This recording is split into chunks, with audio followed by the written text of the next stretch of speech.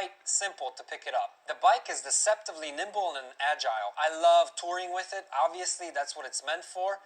However, for trips around town, for commuting, lane splitting, no problem with this thing. I propose the new class, the Grand Touring Sport. With all the fairings and wind protection and amenities and the comfort, this bike was made to eat up miles like it ain't nobody's business. With a 6.6 gallon fuel tank and about 40 miles a gallon, you can go anywhere tomorrow, no problem.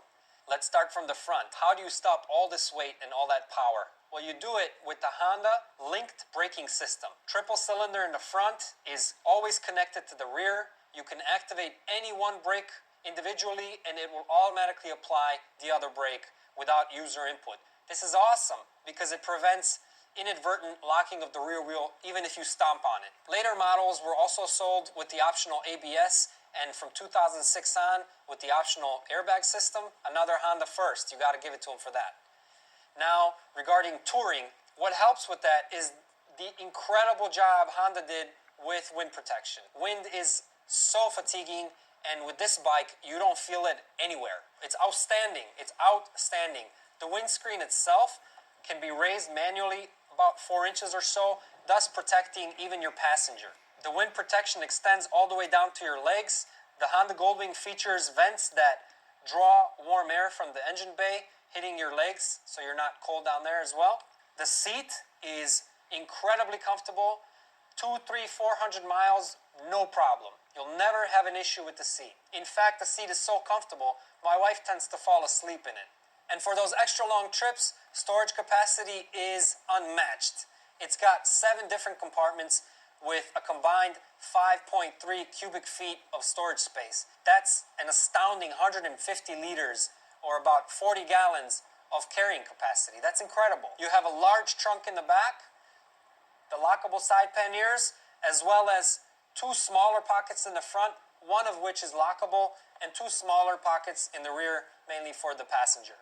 The rear trunk can easily fit 2 full-size helmets, inside as well as outside on the lockable mechanism that's available underneath the unit.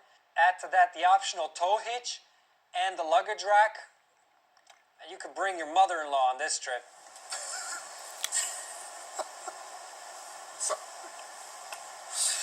This bike also features cruise control.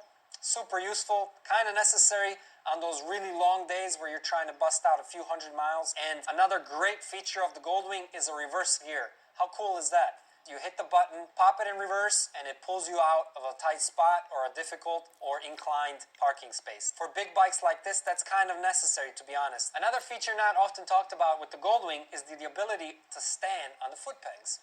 You can do that comfortably with your hands fully gripping the handlebars, not having to extend at all or bend over. It's great when you're trying to push out tons of miles in a day. Sometimes that's necessary to stretch out your legs. As for the fit and finish, the bike speaks for itself.